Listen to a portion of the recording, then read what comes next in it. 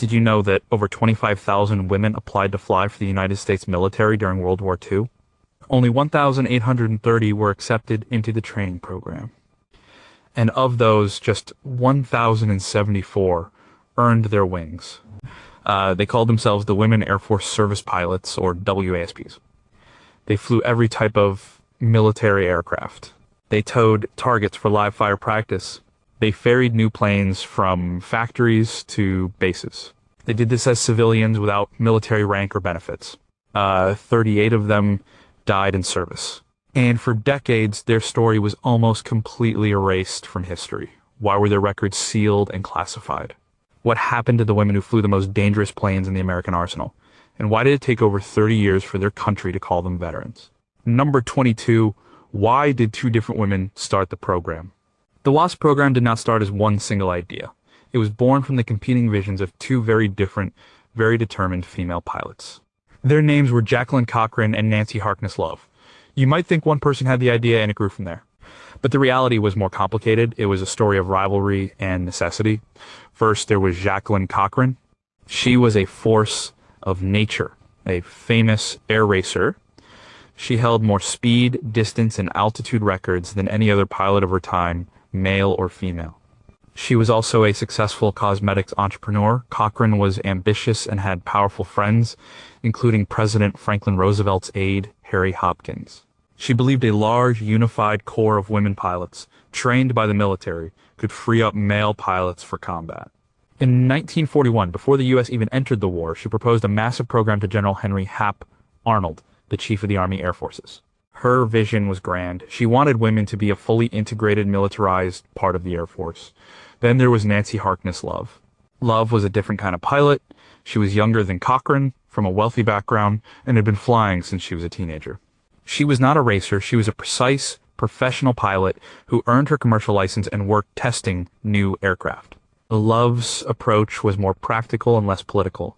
She saw an immediate need for experienced female pilots to ferry planes from factories to air bases. Her plan, submitted in early 1942, was much smaller in scale. She proposed creating a small elite squadron of women who already had significant flight experience.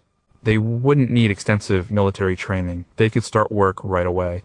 Initially, the Army Air Forces was skeptical of both ideas, but as the war effort ramped up, the shortage of male pilots became critical. They needed men overseas. General Arnold decided to try Love's more conservative plan first. On September 10th, 1942, the Women's Auxiliary Ferrying Squadron, or WAFs, was created under Love's command. It started with just 28 highly experienced female pilots. Cochran was not happy about this. She had been in England observing their female pilot program, the Air Transport Auxiliary ATA, at General Arnold's request. When she returned, she found Love's group was already active. Using her political connections, Cochran pushed her own much larger training program forward. Just a few months later, the Army Air Forces created the Women's Flying Training Detachment WFDD with Cochran as its director. This program took women with less flight experience and put them through the rigorous Army Air Forces pilot training curriculum. For nearly a year, these two separate organizations operated side by side. The WAFs under Love ferried planes. The WFDD under Cochran trained new pilots. It was inefficient. Having two separate female pilot programs created administrative confusion. Finally, on August 5th, 1943, General Arnold merged them into a single entity, the Women Airforce Service Pilots, or WASP. Jacqueline Cochran was appointed Director of Women Pilots, placing her in charge of the entire program, including Nancy Harkness Love and her original WAFs. This merger created an organization that could both train new pilots and immediately put them to work. But it also created underlying tension between the two founding leaders and their followers that lasted for the duration of the program. The program existed because two women saw a need, but its final form was shaped by their different ambitions and the military's changing demands. What personal letters between Cochran and Love, detailing their private frustrations, have never been found. If Love's smaller, more elite program had been the only one, would it have survived the political attacks that came later? How much of the personal rivalry between these two leaders ultimately shaped the opportunities and the disappointments of the 1,102 women who served under them? Number 21 were the entry requirements really stricter than for men. Yes, they were. The standards for women who wanted to fly for the Army Air Forces were, in many ways, tougher than for their male counterparts. This was not an accident. The program was experimental. General Hap Arnold and its director, Jacqueline Cochran, knew it would face scrutiny. Any failure, any accident, would be magnified and used as proof that women couldn't handle the job. So, they set the bar exceptionally high to ensure they got the best of the best. First, let's look at flight hours. When the program began, the initial group, the WASPs under Nancy Harkness Love, required a minimum of 500 hours of flight time and a commercial pilot's license. This was a huge number of hours for a civilian pilot at the time, and it meant they were recruiting women who were already seasoned professionals. The male aviation cadets in the Army Air Forces, by contrast, could often enter the program with no prior flight experience at all. The military would teach them from scratch. When Cochran's training program, the 50D, started, the requirement was lowered, but it was still demanding. Applicants needed at least 35 hours of flying time. This might not sound like much, but getting even that amount of training was expensive and difficult for women in the 1940s. A woman had to be determined and often have some financial means to even get to the application stage. Many of the early male cadets, again, started with 0 hours. The military invested in their training from the ground up. The women had to invest in their own basic training first, just to be considered. The physical requirements were also strict. The minimum height for a WASP applicant was 5 feet 2 inches.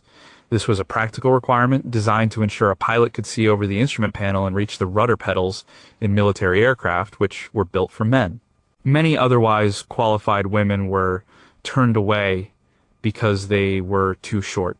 Anne Baumgartner, who later became the first American woman to fly a jet aircraft, barely met the height requirement. She recalled stretching exercises to make sure she passed the physical. Age was another factor. Applicants had to be between 21 and 35 years old. This was later adjusted to between 18 and a half and 35. They also had to undergo a rigorous Army Air Forces physical exam. On top of all that, they had to pay their own way to the training base for an interview. For a woman living on the East Coast, a trip to Avenger Field in Sweetwater, Texas, was a significant financial and logistical hurdle. The male cadets had their travel paid for. The result of these stringent requirements was that the pool of over 25,000 applicants was quickly whittled down to a small elite group. Only 1,830 women were accepted into the training program. Of those, 1,074 completed the grueling course.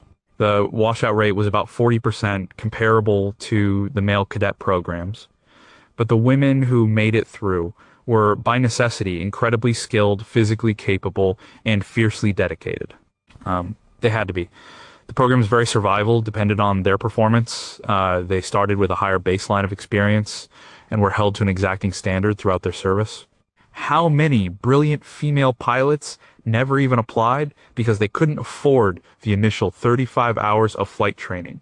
Were the height and physical standards sometimes used as an excuse to reject women that commanders were simply uncomfortable with? What if the military had recruited women with 0 flight experience, just like the men, and invested in them from the start? How many more would have served? Number 20, what was training really like at Avenger Field? Training for the WASPs was tough. It was identical to the training male aviation cadets received, and it all happened at a single, dedicated base, Avenger Field in Sweetwater, Texas. The women who arrived there found a world of military discipline, intense study, and constant pressure. The West Texas landscape was flat, dusty, and hot. The official name for the school was the 318th Army Air Forces Flying Training Detachment, but the women had their own nickname for it, Cochran's Convent. Life was highly regimented. The day started before dawn with reveille. There were calisthenics, followed by a quick breakfast. Then the day was split between classroom instruction and flight training. The ground school was extensive. They studied aerodynamics, meteorology, navigation, aircraft mechanics, and military law. They spent hours learning to identify different aircraft, both friendly and enemy. They learned Morse code. These were the same subjects taught to male pilots. The goal was to produce pilots who understood not just how to fly a plane, but how the machine worked and how to navigate it under any conditions. Flight training was the heart of the program. It was a 27-week course broken into 3 phases: primary, basic, and advanced. In the primary phase, they learned the fundamentals of flight in simple trainers like the PT-19 Cradle of Heroes. This is where they learned takeoffs, landings, and basic maneuvers. Instructors were tough. Many were civilian pilots contracted by the military, and some were initially skeptical of teaching women to fly military aircraft. They had to be won over. After mastering the primary trainers, the women moved to the basic phase. Here, they flew heavier, more complex aircraft like the BT-13 vibrator, so named because of the way it shook. They learned instrument flying, night flying, and formation flying. The pressure increased. A single mistake could get a trainee washed out of the program. The heat was a constant problem. Cockpits in the Texas sun could become ovens. The women flew in heavy, non-air-conditioned planes wearing wool uniforms. The final phase was advanced training. This is where they specialized. They learned to fly fighters like the P-47 Thunderbolt and the P-51 Mustang, or multi-engine bombers and transports like the B-25 Mitchell and the C-47 Skytrain. The training culminated in long-distance cross-country flights where they had to navigate hundreds of miles on their own. By the time a woman graduated, she had roughly 560 hours of military flight time. She was prepared to fly almost anything in the Army Air Force's arsenal. Life at Avenger Field wasn't all work. The women lived in simple wooden barracks, 6 to a bay. They formed tight bonds. They called their baymates their bunkmates for life. They developed their own traditions and slang. They called their ill-fitting, oversized mechanics coveralls zoot suits. They drank Cokes at the canteen. The training was isolating and difficult, and this shared experience created a unique sorority. Jacqueline Cochran, as director, enforced strict rules of conduct. The women were expected to behave like ladies, but on the flight line they were pilots, judged by the same standards as any man. For the women who endured it, Avenger Field was the place that transformed them from civilian flyers into military aviators, even if the military refused to give them that official title. How many informal washout conversations happened between instructors who were uncomfortable with the idea of female pilots, decisions that were never recorded in official papers? What were the late-night conversations in the barracks really about? Fear, excitement, or frustration with the system? And were there secret unwritten rules at Avenger Field about how women were expected to behave that differed from the rules for men in similar training? Number 19, what exactly did a WASP do every day? The daily job of a WASP was demanding, varied, and often unglamorous, but it was absolutely essential to the war effort. Their primary purpose was to fly planes within the United States, which freed up male pilots for combat missions overseas. Their duties fell into several key categories, and none of them were easy. The most common job was ferrying aircraft. A WASP would be sent to a factory like the Bell Aircraft plant in Niagara Falls or the North American Aviation Factory in California. There she would pick up a brand new airplane, a P-51 Mustang, a B-26 Marauder, a C-47 Skytrain, and fly it to a port of embarkation or a domestic military base. This was not a simple delivery run. These were brand new planes, often straight off the assembly line. Sometimes they had mechanical quirks that hadn't been worked out yet. The WASP was the first person to fly it for any significant distance. She had to be part test pilot, part navigator. She flew solo, often across the entire country, navigating with paper maps and a compass. She had to deal with changing weather, potential mechanical failures, and the complex logistics of landing at different military airfields, where she was sometimes met with surprise or hostility from the ground crew. Once she delivered the plane, her job wasn't over. She then had to find her way back to her home base, often using a combination of military transport planes and commercial trains, just to get another assignment and do it all over again. Another critical and dangerous job was target towing. This was a job many male pilots hated. A WASP would fly a plane, usually an older bomber or transport, pulling a long canvas sleeve or sock behind it on a cable. On the ground, male anti-aircraft gunnery cadets would practice their aim by firing live ammunition at the sleeve. The work required incredible precision and steady nerves. The pilot had to fly a perfectly straight and level course for long periods.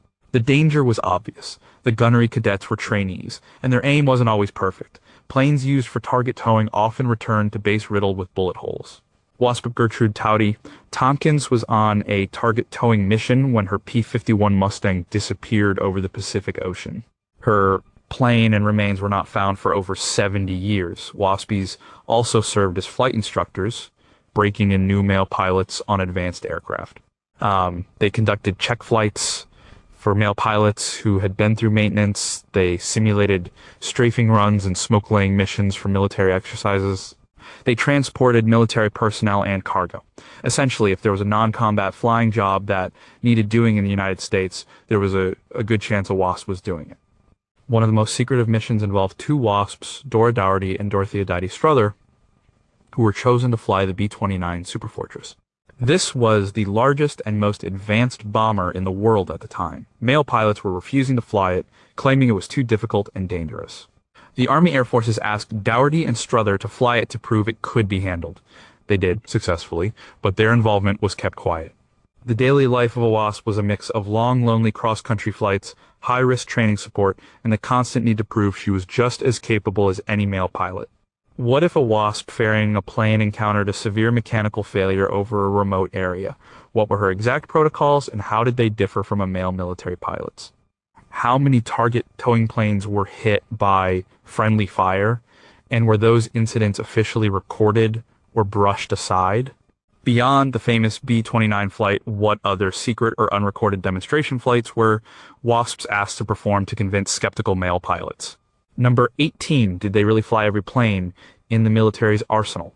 It sounds like an exaggeration, but it's remarkably close to the truth. The Women Airforce Service Pilots flew nearly every type of aircraft used by the Army Air Forces during World War II. They were trained to be versatile, to be able to step into the cockpit of an unfamiliar plane and fly it safely to its destination. In total, WASPs flew 78 different types of military aircraft. This ranged from the smallest liaison planes to the largest bombers. Their training was designed to make this possible. After graduating from the fixed curriculum at Avenger Field, many WASPs received transitional training to qualify them on specific and often very challenging aircraft. They didn't just fly the simple trainers, they mastered the most advanced and powerful planes of the era. They flew the fighters. This included the iconic P-51 Mustang, considered by many to be the best fighter of the war. It was fast, powerful, and sensitive. They also flew the P-47 Thunderbolt, a massive, heavy fighter bomber, and the P-38 Lightning, a unique twin-engine, twin-boom fighter. Flying these single-seat, high-performance planes solo across the country required immense skill and confidence.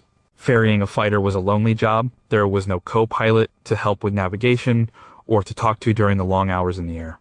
They flew the bombers. This is where the story gets even more impressive. WASPs regularly flew medium bombers like the B-25 Mitchell and the A-20 Havoc. They also flew the B-26 Marauder. The B-26 had a reputation as a difficult and dangerous plane to fly, especially on takeoff and landing.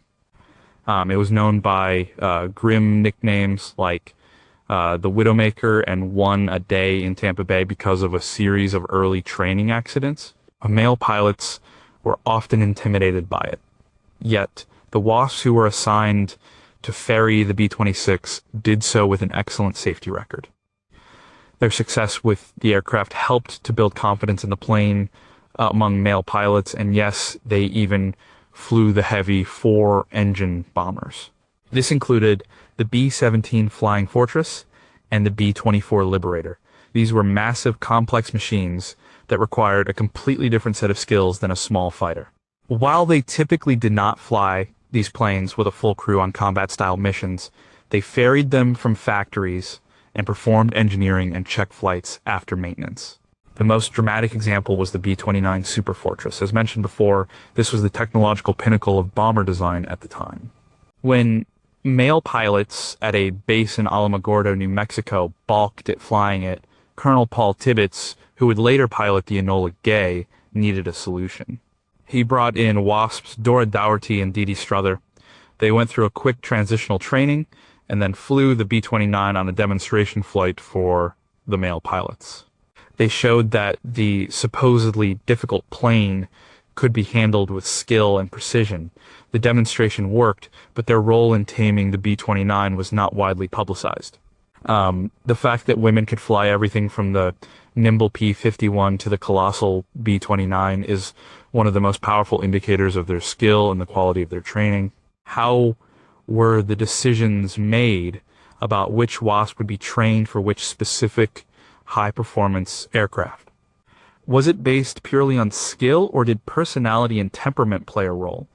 Are there forgotten logbooks in some archive that detail ferry flights of experimental or rare aircraft by WASPs that we don't know about? What was the immediate, unfiltered reaction of a ground crew at a remote base when they saw a woman climb out of the cockpit of a B-17 for the first time? Number 17, what was Fifinella? And Fifinella was the official mascot of the Women Airforce Service Pilots. She was a small female gremlin, a mythical creature that pilots blamed for mechanical problems and unexplained issues with their aircraft. But this gremlin was a friendly one. She was depicted as a winged figure with horns, a yellow flight suit, red boots, and goggles pushed up on her forehead. She was often shown flying, sometimes with a determined look on her face, ready for action. The WASPs adopted her as their own. The story of Fifinella begins with the author Roald Dahl. Before he was a famous children's book writer, Dahl was a Royal Air Force pilot. During his time flying, he wrote a story called The Gremlins, which was about the mischievous creatures that sabotaged Allied aircraft. The story was submitted to Walt Disney for a potential animated film.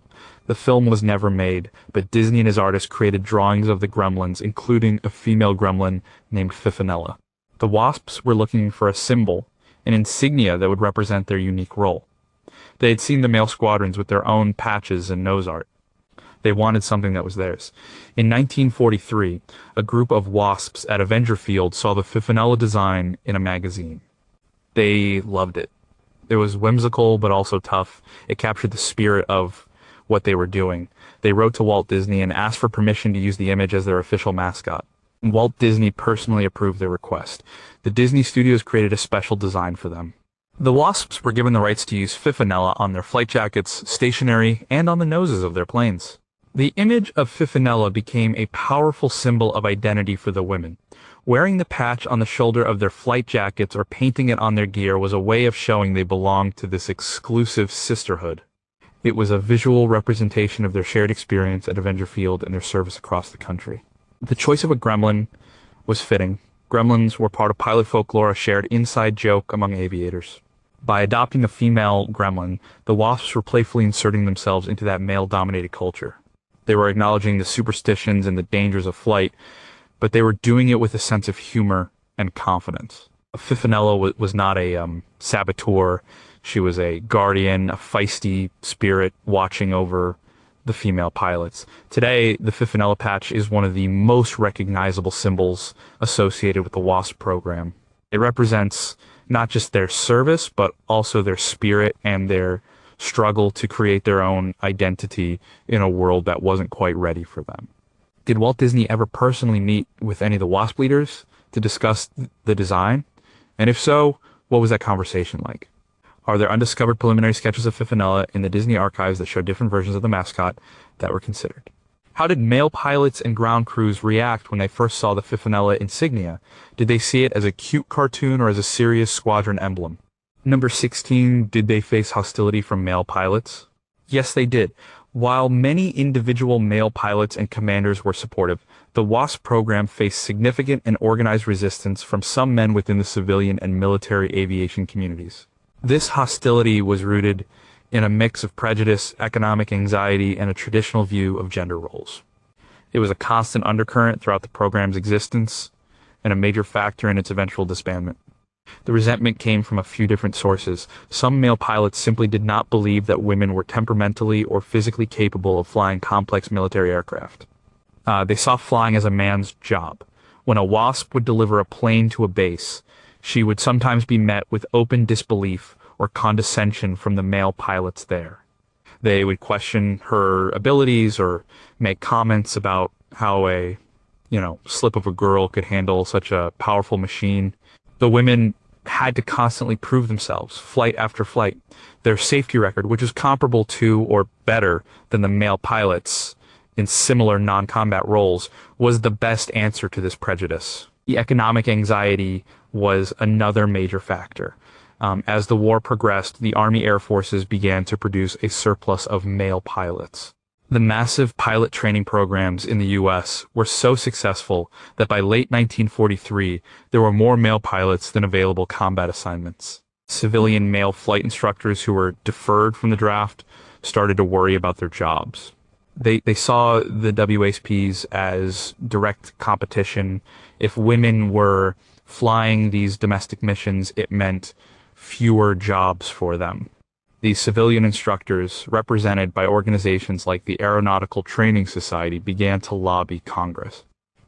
They argued that the WASP program was an unnecessary expense and that these flying jobs should go to men. This resentment sometimes turned into active sabotage and harassment. There are anecdotal accounts of male mechanics intentionally damaging planes flown by WASPs or providing them with incorrect information. At some bases, commanding officers were openly hostile, refusing to give the women flight assignments or making their lives difficult. WASP Evelyn Sharp, a highly experienced pilot, died when the P-38 she was flying lost an engine on takeoff. While officially an accident, there have always been unsubstantiated rumors among some former WASPs that the plane could have been tampered with. The most public display of this hostility came during the congressional hearings in 1944 to decide whether to militarize the WASP program. Lobbyists for male civilian pilots painted the women as unqualified socialites who were taking jobs away from patriotic men. They spread rumors and misinformation. This negative campaign was incredibly effective. It swayed public opinion and influenced politicians. In the end, the bill to make the WASPs official members of the military was narrowly defeated. The hostility from a vocal and organized minority of male pilots, driven by a combination of sexism and economic fear, played a direct role in the program's demise. How many near accidents or mechanical failures reported by WASPs were quietly dismissed when they might have been investigated as potential sabotage? What was said behind closed doors in the congressional hearings by lobbyists against the WASPs? Are there written records of those conversations? Did any male pilots publicly defend the WASPs against the backlash, and if so, did it harm their own careers? Number 15, why weren't they considered military? This is one of the most frustrating and defining facts of the WASP story. Despite flying military aircraft, following military orders, and living on military bases, the Women Airforce Service Pilots were officially classified as civilians. They were part of a new experimental category that left them in a strange and precarious position. This civilian status had profound and often tragic consequences. The program was created as a temporary civilian experiment. In 1942, the Army Air Forces was not prepared to fully integrate women into its ranks as pilots. The structure of the military, the laws, and the culture were all built around men.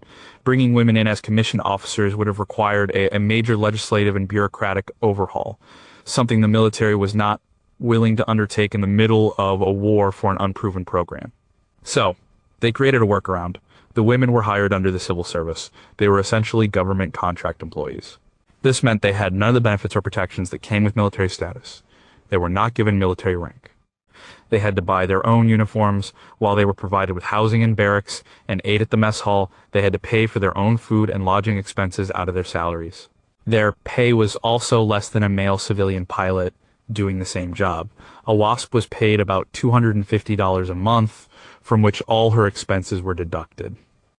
The most serious consequence of their civilian status related to injury and death. If a WASP was injured in the line of duty, she was not entitled to military medical care.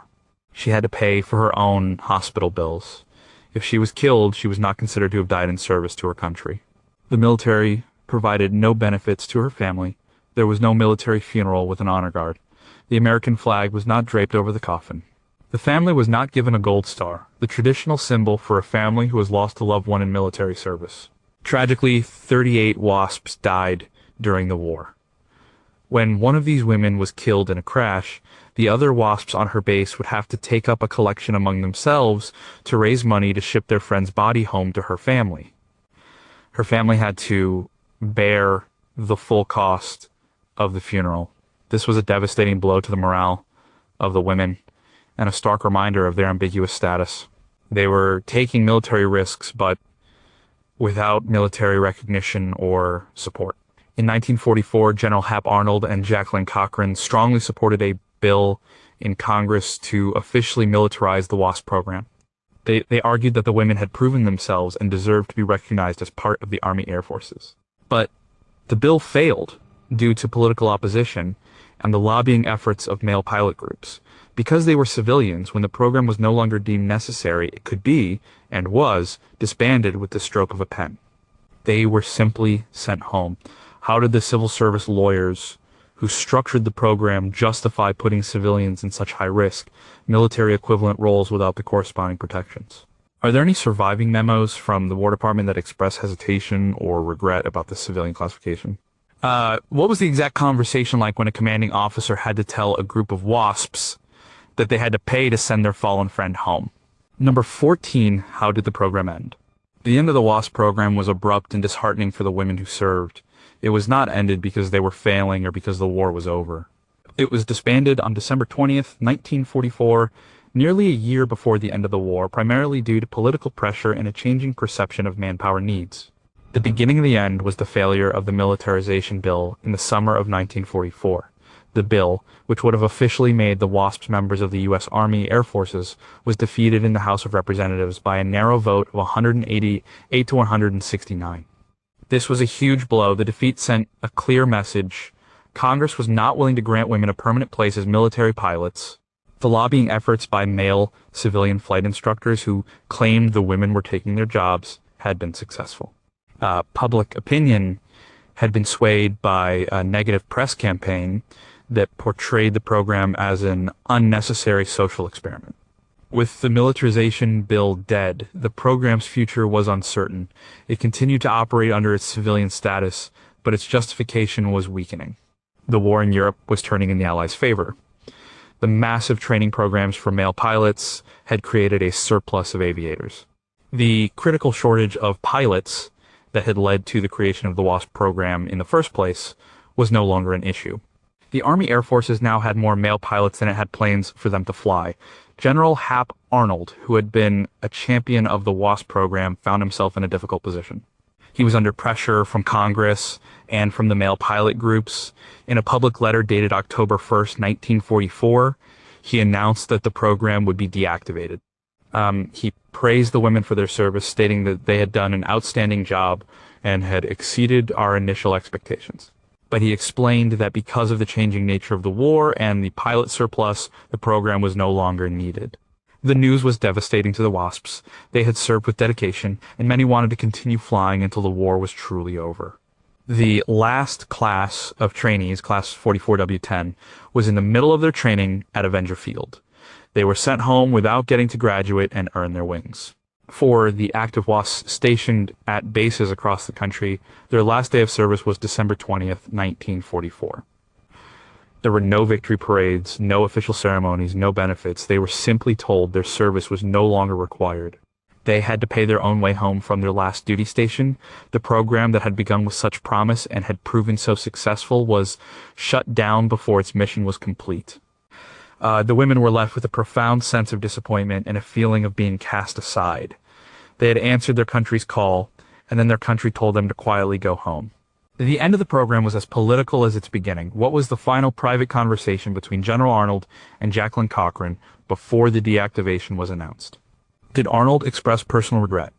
Are there records of the letters that WASP sent home to their families in the days after the announcement? And what do they reveal about their morale?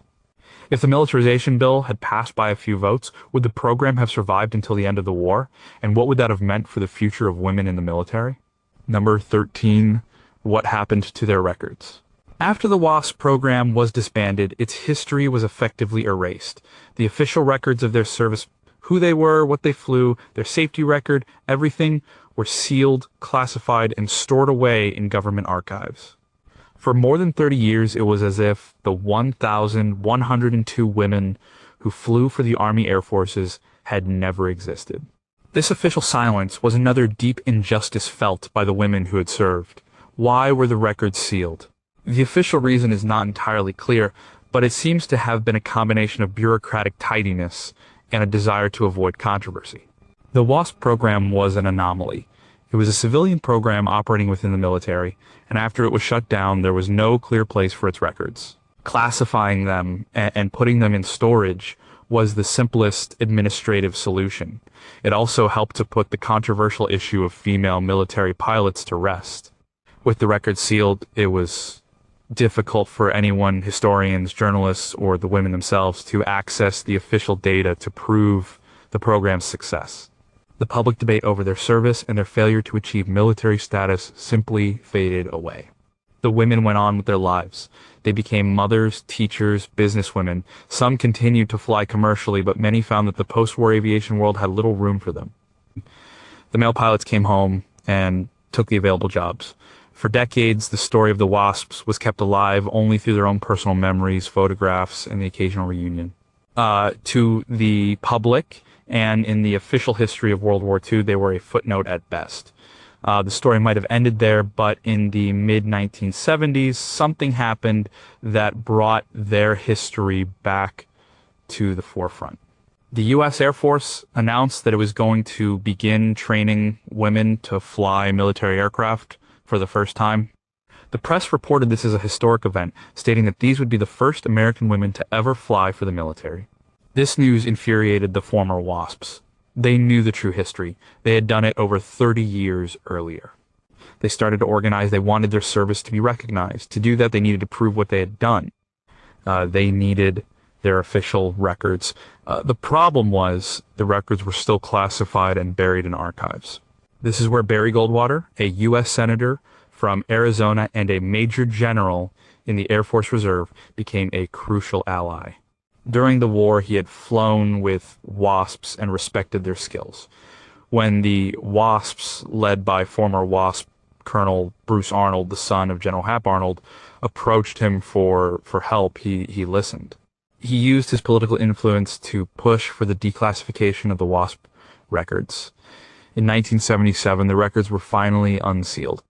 For the first time in over 3 decades, the official evidence of their service was made public. The documents showed the scale of the program, the number of hours flown over 60 million miles, the types of aircraft, and their excellent safety record.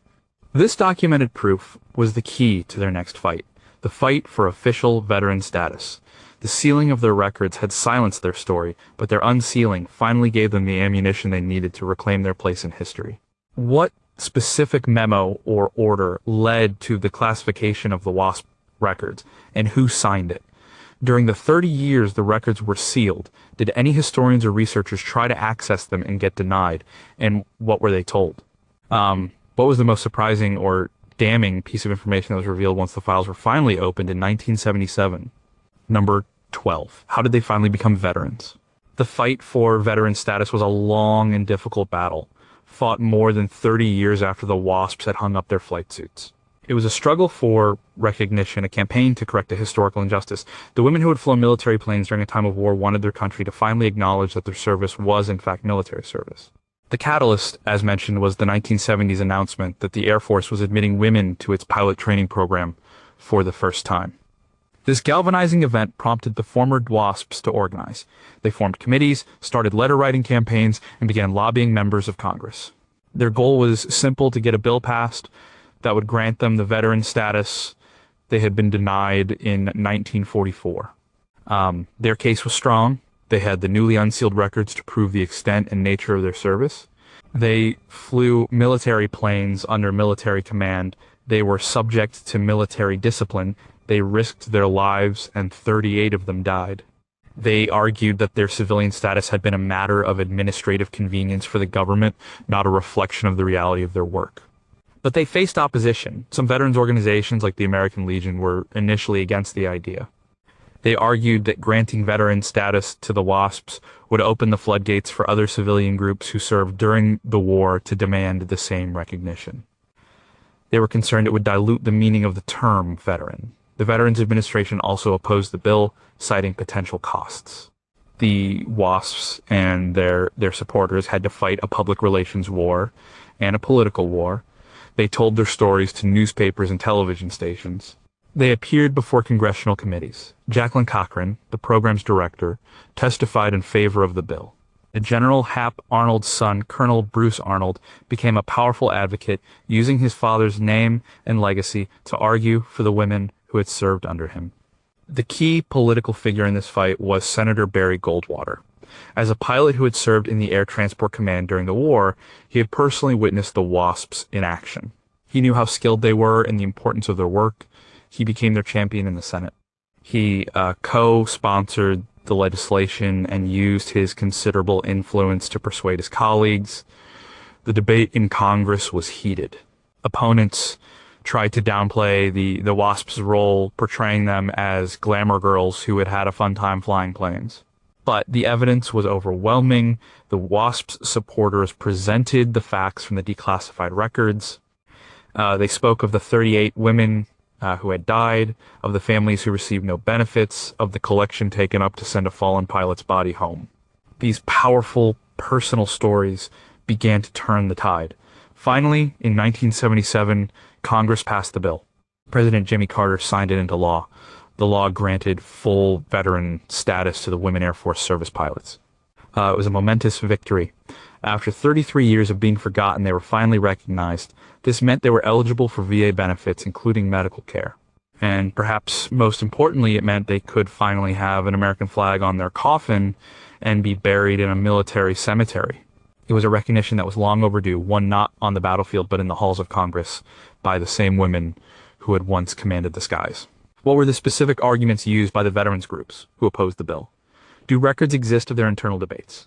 Which member of Congress cast the deciding vote? And what was their reasoning? After the bill passed, what was the first thing a former WASP did to officially claim her new veteran status? Number 11, who were the women of color in the program?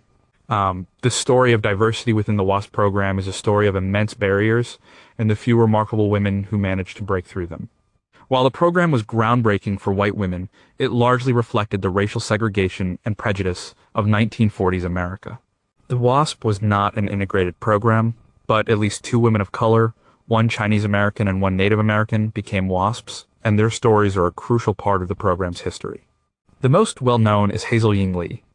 She was a Chinese American woman from Portland, Oregon.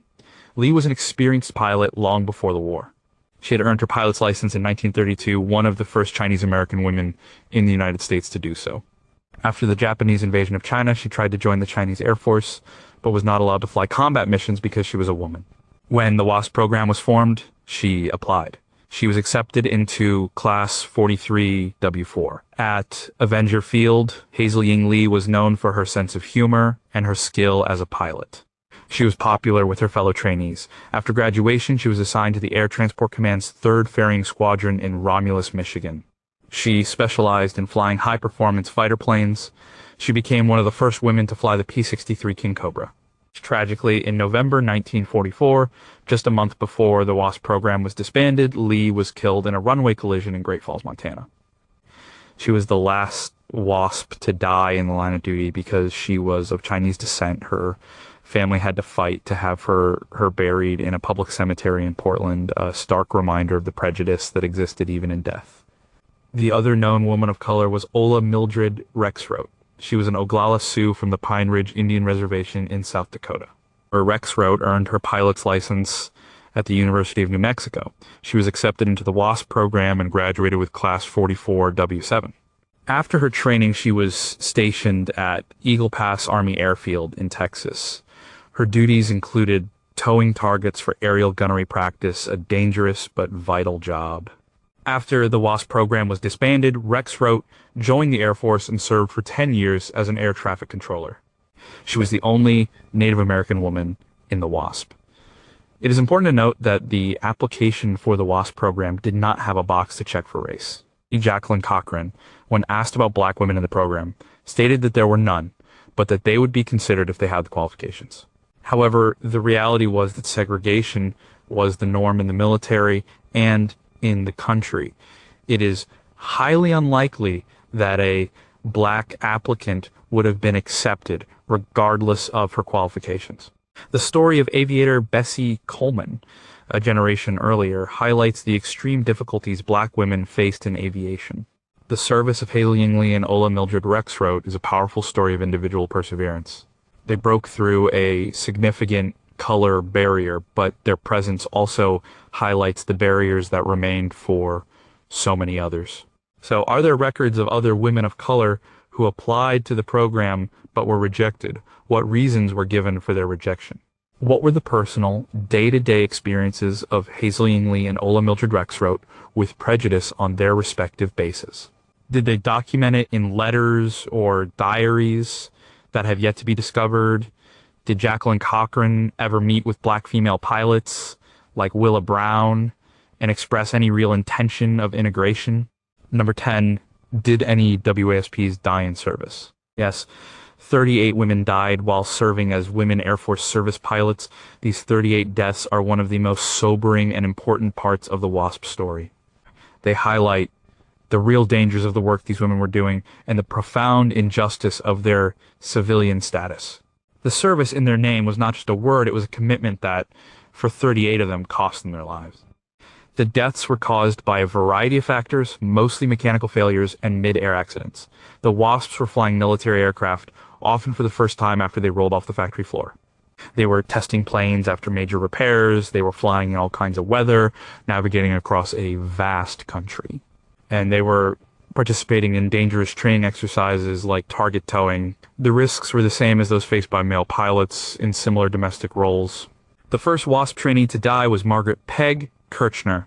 She was killed in a training accident at Avenger Field in 1943. And her death sent a shockwave through the program, a harsh reminder of the stakes involved. The last WASP to die on duty was Hazel Ying Lee in a runway collision in November 1944. In between, 36 other women lost their lives. Perhaps one of the most well-known stories is that of Cornelia Fort. Before joining the WASP, Fort was a civilian flight instructor in Hawaii. On the morning of December 7th, 1941, she was in the air with a student when she saw a squadron of planes flying erratically. She quickly realized they were Japanese military aircraft and took evasive action, narrowly avoiding a mid-air collision. She was one of the first American pilots to encounter the attack on Pearl Harbor. Motivated by this experience, she joined the WASPs, the precursor to the WASP, as one of its first members. On March 21st, 1943, while ferrying a BT-13, her plane was involved in a mid-air collision with another aircraft over Texas. She was killed, becoming the first female pilot in American history to die on active military duty. Because the WASPs were civilians, the consequences of these deaths were heartbreakingly different from those of their male military counterparts. As mentioned before, the military offered no official support. There was no government-paid life insurance policy. No money was provided to transport the body home. There was no military funeral. The other WASPs at the base would pool their own money to pay for the coffin to be shipped to the family. This act of solidarity, born of tragedy, defined the close bond these women shared. The 38 fallen WASPs are known as the Gold Star WASPs, though their families did not officially receive gold stars from the government at the time. Their deaths were a constant reminder of the risks they all shared, yet they continued to fly. Their commitment to their duty did not waver. The story of these 38 women was a key part of the argument for veteran status in the 1970s. Their sacrifice was undeniable proof that their service was as real and as dangerous as any other. Were autopsies and detailed accident investigations conducted for every one of the 38 deaths? And are those reports now fully declassified and available? How did the families of the fallen WASP react to the government's refusal to provide military honors? Are there letters of protest from these families in the National Archives? Did the death rate for WASPs differ significantly from the rate for male pilots performing the same non-combat duties? Number 9, what was the Santiago blue uniform?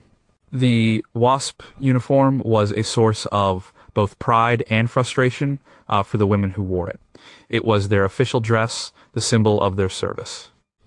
But it was also famously ill-fitting and often impractical. The distinctive color of the uniform was known as Santiago blue. When the program started, there was no official uniform. The first group of women, the WASPs, wore a variety of outfits. But as the program grew under Jacqueline Cochran, she felt a proper uniform was essential for morale, discipline, and public image. She wanted her pilots to look professional and military-like, even if they weren't technically in the military. The design was created by the fashion house of Bergdorf Goodman in New York City. The Santiago blue color was chosen, a unique shade of light blue-gray.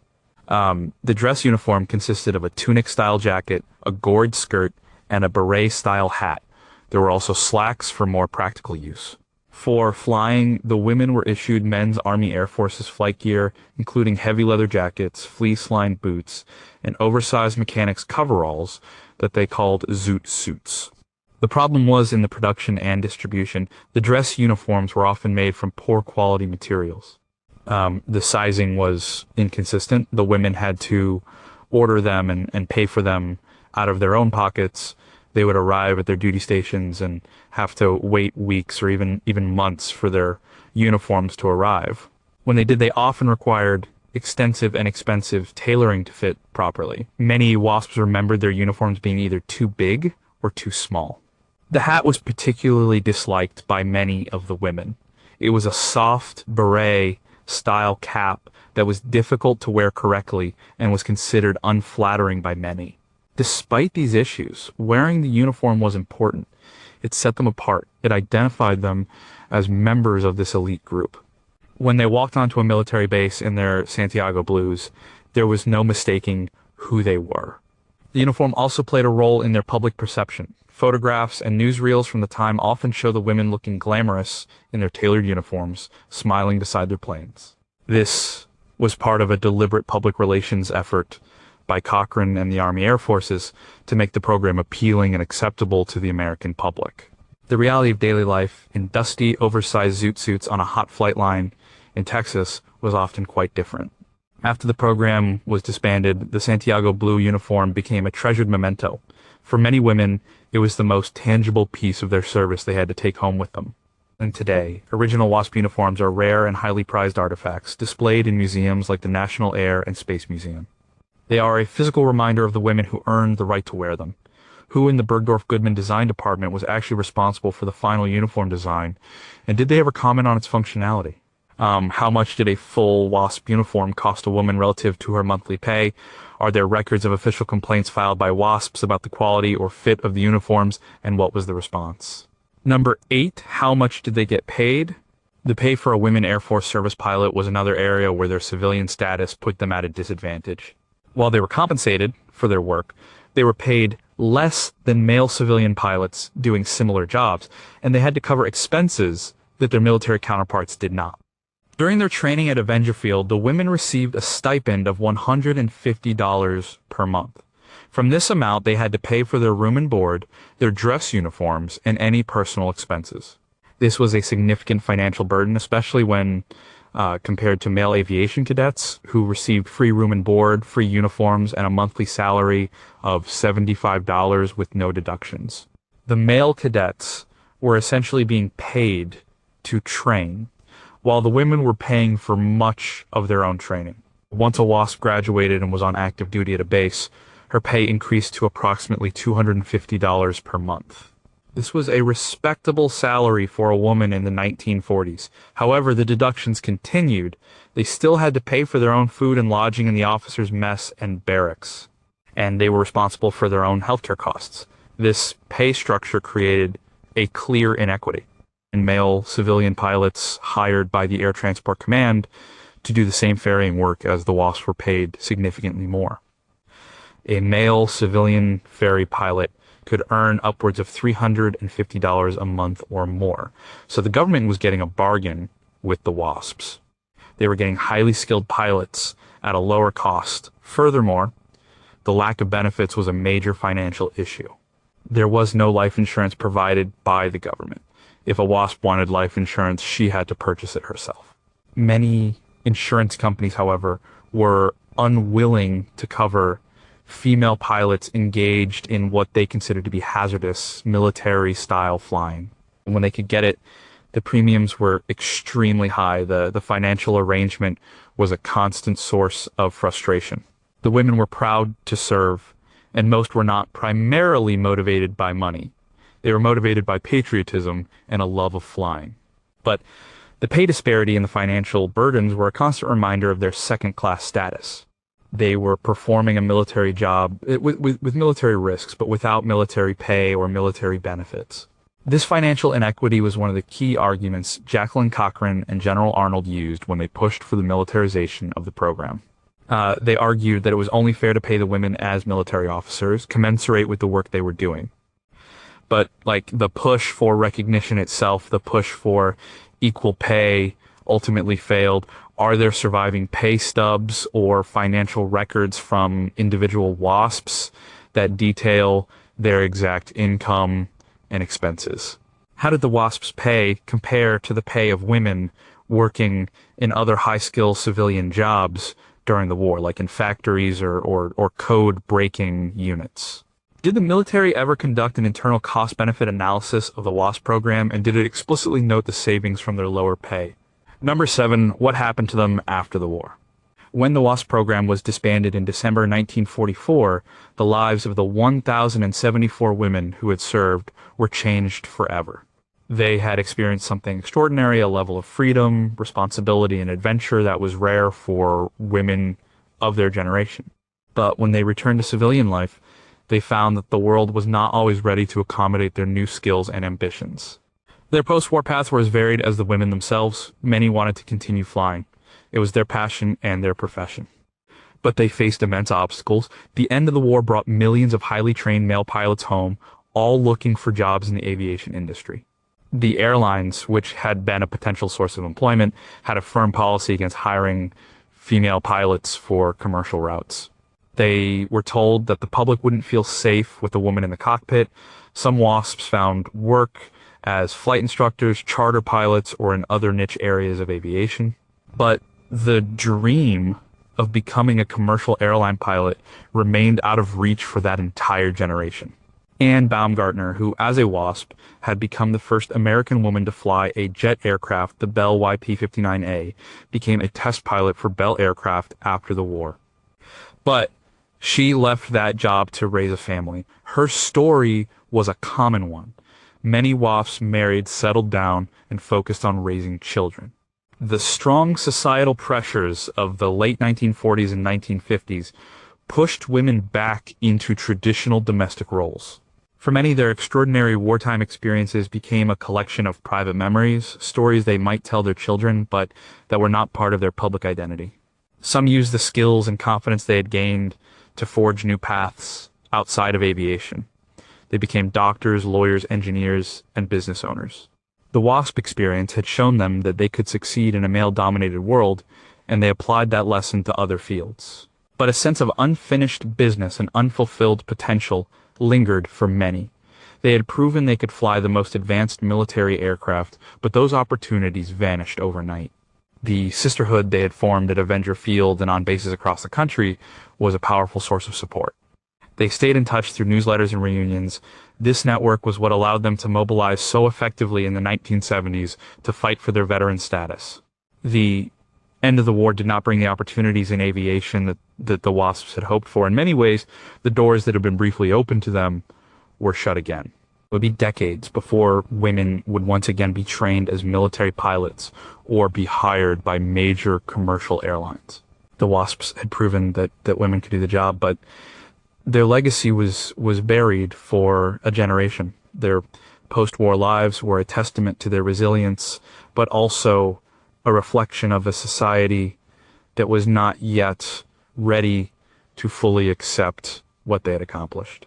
How many WASPs attempted to apply to commercial airlines after the war, and what did their rejection letters say?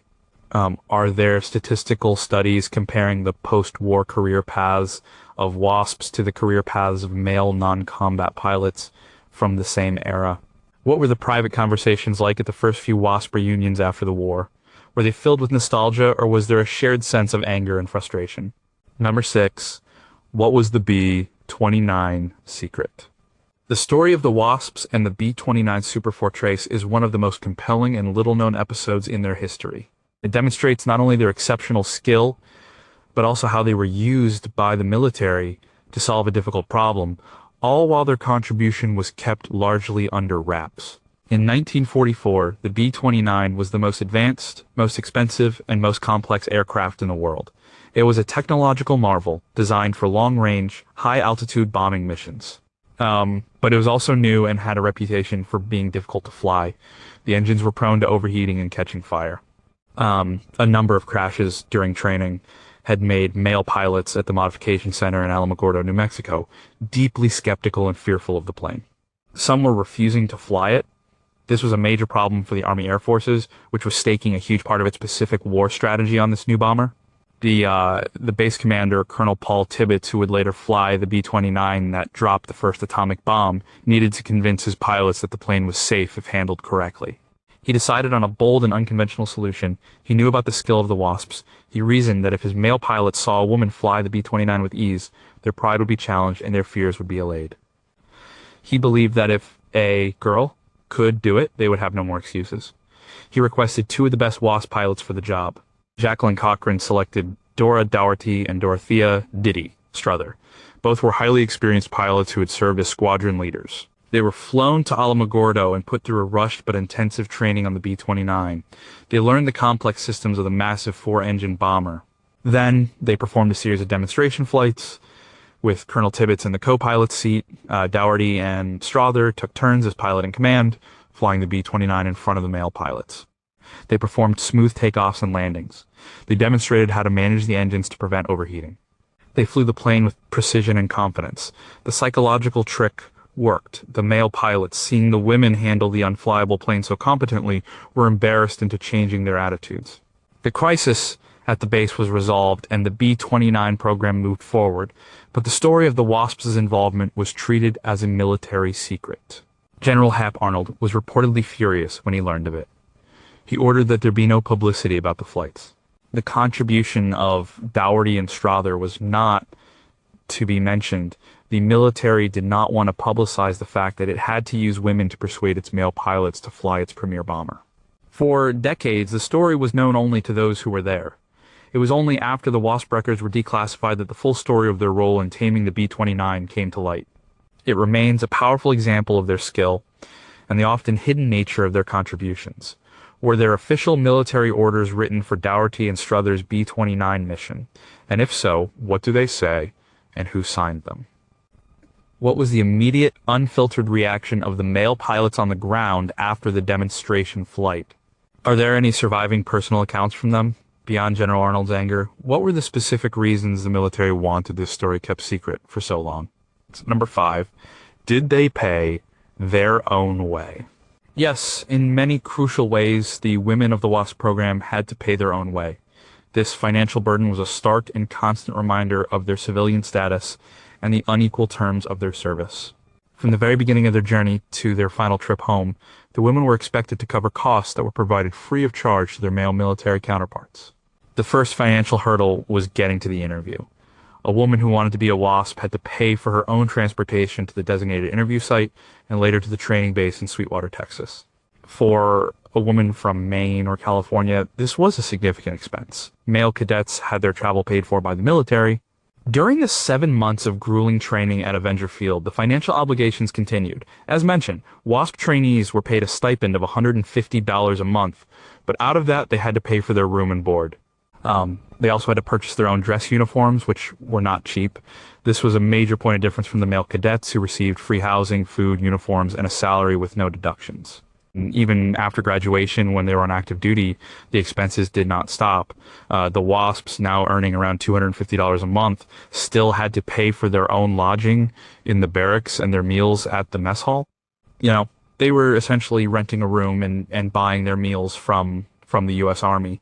If they were injured in the line of duty, they were not covered by military medical care and had to pay their own hospital bills. The most tragic financial burden came when a WASP was killed in service. The U.S. government provided no funds to transport her body home for burial.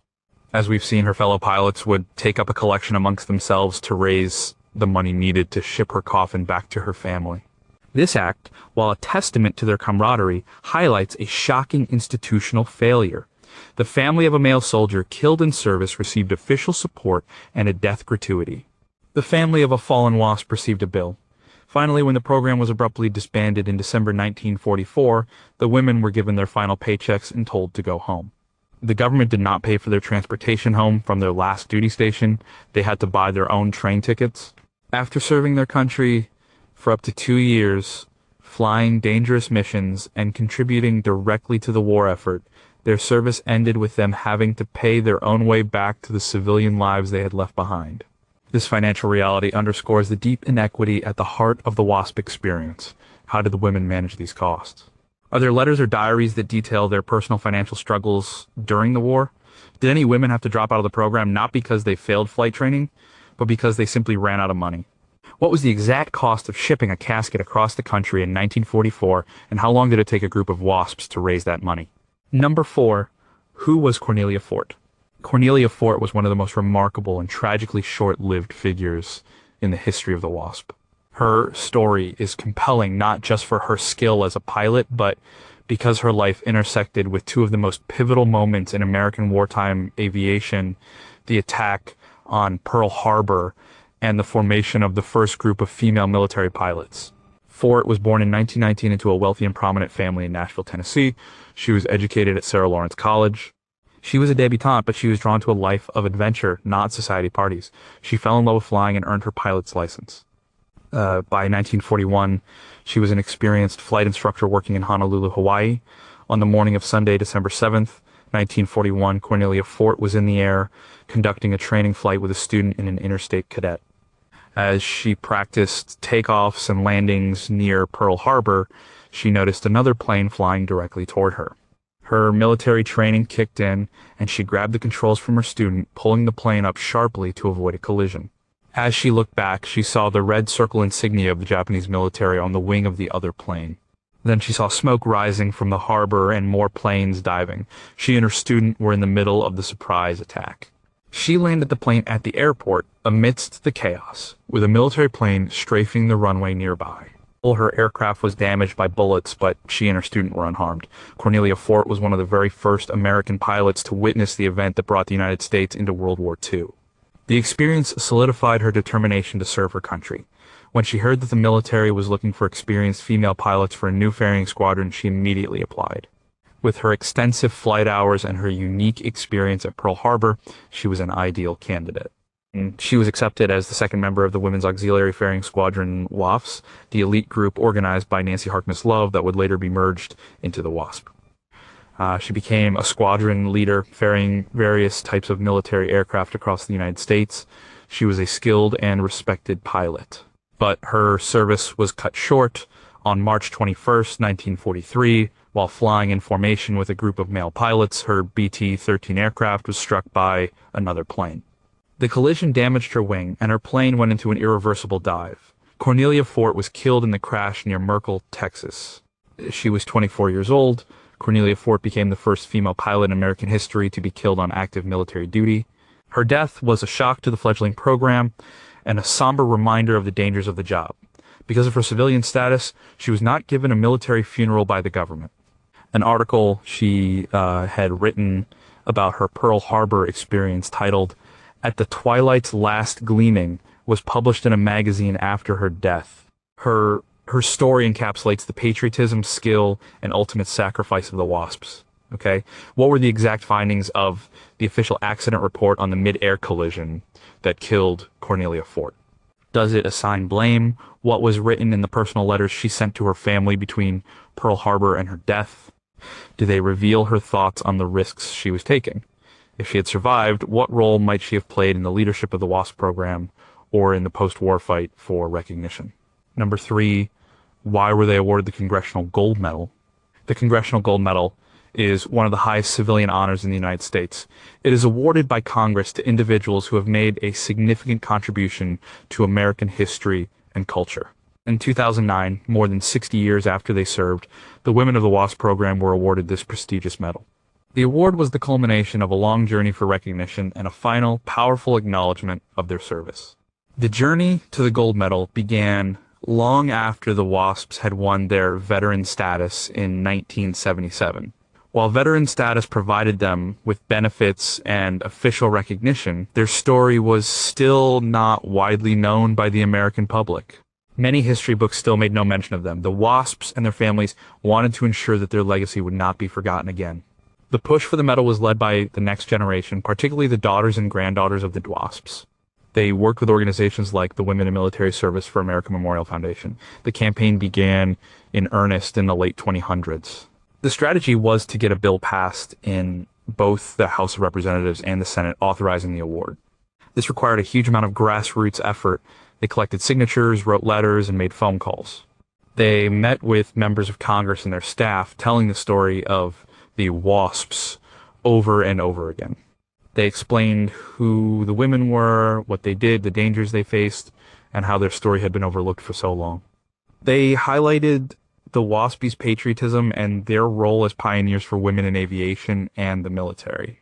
The bill gained bipartisan support. In the Senate, it was championed by Senators Kay Bailey Hutchison of Texas and Barbara Mikulski of Maryland. In the House, it was led by Representatives Ileana Ros-Lehtinen of Florida and Susan Davis of California. The story of the WASPs resonated with a new generation of leaders. Their service during a time of national crisis, their skill as pilots, and the injustices they faced made for a compelling case. The bill passed both houses of Congress with overwhelming support. On July 1st, 2009, President Barack Obama signed the bill into law. The law authorized the creation of a single congressional gold medal to be presented in honor of all the Women Airforce Service Pilots. The award ceremony took place on March 10th, 2010, in the U.S. Capitol Rotunda. It was a deeply emotional event. Approximately 300 of the surviving WASPs, most of them in their late 80s and 90s, attended the ceremony. They traveled from all over the country to be there. Dressed in replicas of their Santiago blue uniforms, they filled the historic hall. The leaders of Congress and the Air Force paid tribute to them, finally giving them the public thank you they had been denied in 1944. The medal was presented to the group, and each WASP in attendance received a bronze replica. For the women, it was more than just a medal. It was a final, undeniable validation of their service. It was a promise that their story would now be a permanent part of American history. What was the single most persuasive story or fact that convinced a skeptical member of Congress to support the gold medal bill? Are there transcripts of the private meetings between WASP families and lawmakers? During the ceremony, what were the quiet, personal moments of reunion and reflection between the elderly WASPs that the cameras didn't capture? Now that their story is officially honored, what parts of it are still in danger of being misunderstood or forgotten? Number 2, how many were there, really? The numbers behind the WASP program tell a story of incredible selectivity and scale. They reveal just how difficult it was to become a WASP and how significant their collective contribution was. The final, official numbers provide a framework for understanding the entire scope of the program. It all starts with the number of applicants. More than 25,000 women applied to the program. This is a staggering number, especially considering the barriers. Each of these women had to have a pilot's license and a minimum number of flight hours just to be considered. They were drawn by patriotism, a love of flying, and the chance to be part of something historic. From that huge pool of over 25,000 applicants, only 1,830 were accepted into the training program. This means that less than 8% of the women who applied were even given a chance to train. This selectivity was a direct result of the stringent entry requirements for flight hours, physical fitness, and the personal interview. The training itself at Avenger Field was another filter. Of the 1,830 women who began the program, 1,074 successfully completed the grueling 7-month course and earned their silver wings. This represents a graduation rate of about 59%. The washout rate was high, comparable to the male cadet programs, proving that the training was just as rigorous. These 1,074 women are the official graduates of the WASP program. They were organized into 18 different training classes, from the first class of 43W1 to the final class of 44W10, who sadly were sent home before they could officially graduate. These 1,074 women, plus the original 28 members of the WASPs who were merged into the program, went on to serve at 120 different Army Air Force bases across the country. Their collective impact was immense. Together, the WASPs flew more than 60 million miles in military aircraft. They flew every type of plane in the arsenal, from fighters to bombers. They delivered over 12,000 aircraft from factories to bases. And finally, there is the most somber number, 38. 38 WASPs died in the line of duty. This number represents the ultimate sacrifice made by these women. Each one of the 38 has a name and a story. This figure stands as a stark rebuttal to any claim that their work was not dangerous or that their service was not real. So, when we ask how many there were, the most important number is 1,174 graduates, plus the 28 original WASPs. This is the number of women who officially served as Women Airforce Service Pilots. It is a small number when compared to the millions of men who served in the armed forces, but their impact was far greater than their numbers might suggest. They were a small, elite group of pioneers who proved that women were just as capable as men in the cockpit of a military aircraft. How accurate is the 25,000 applicant number? Is it a rough estimate, or is it based on a physical count of application files that still exist somewhere? Of the women who washed out of the program, what was the primary reason for failure, flying deficiency, academic struggles, or disciplinary issues? It's beyond the 1,102 official members. How many other women served in administrative or support roles for the WASP program whose stories have never been told? Number one, why was their story almost forgotten? The fact that the Women Air Force Service Pilots were almost completely written out of the history of World War II is perhaps the most shocking fact of all. For decades, their contribution was ignored, their records were sealed, and their existence was known only to themselves and a few military insiders. Two, the reasons for this historical amnesia are complex, rooted in the politics, culture, and social norms of the time. The first reason was the abrupt and unceremonious end of the program. When the WASPs were disbanded in December 1944, there was no celebration of their service. They were not part of the victory parades at the end of the war. They were simply sent home. Because they were civilians, they were not included in the official histories being written about the Army Air Forces. They were a temporary experimental program that was shut down. In the eyes of the official record keepers, they were a loose end, not a chapter in the story. The sealing of their records was the most direct cause of their disappearance from history. By classifying their service records, the government effectively locked their story away from the public and from historians. Without access to the official documents, the flight logs, the accident reports, the data on their safety record, it was impossible to write a comprehensive or authoritative history of what they had accomplished. The official silence from the government made it easy for everyone else to forget. The social climate of the post-war era also played a huge role. When the war ended, there was a powerful cultural push for a return to normalcy. This meant men coming home to reclaim their jobs and women returning to traditional roles in the home. The story of the WASP's independent, highly skilled women performing a dangerous, traditionally male job did not fit neatly into the 1950s narrative of the suburban housewife. It was an uncomfortable story for a society that was trying to put the disruptions of the war behind it. The WASPs themselves, facing this societal pressure and busy building families and new lives, did not have a public platform to tell their own story. Finally, their story was forgotten because for a long time, no one was looking for it. History is often written about generals and battles, about official military units and grand strategies. A small, civilian, all-female program that was shut down before the war ended was easy to overlook. It took the social changes of the 1960s and 1970s, particularly the rise of the women's rights movement, to create an environment where people started asking new questions about the past. It was this new perspective that led to the rediscovery of the WASPs. The fight for veteran status in the 1970s was not just a fight for benefits, it was a fight against being forgotten. By getting their records unsealed and winning their case in Congress, the WASPs forced their way back into the American story. Their rediscovery was a powerful reminder that history is not just what is written down, but also what is remembered and what is fought for. They were nearly erased, but their own perseverance and the truth of their service ensured they would ultimately be remembered. Who made the final decision to seal the WASP records, and was their primary motive to hide a controversy or simply bureaucratic convenience? What did the very first mainstream history books written about the Army Air Forces and WE say about the WASP program, if they mentioned it at all? If the Air Force had not announced it was training female pilots in the 1970s, would the WASP story have ever come to light, or would it have been lost forever?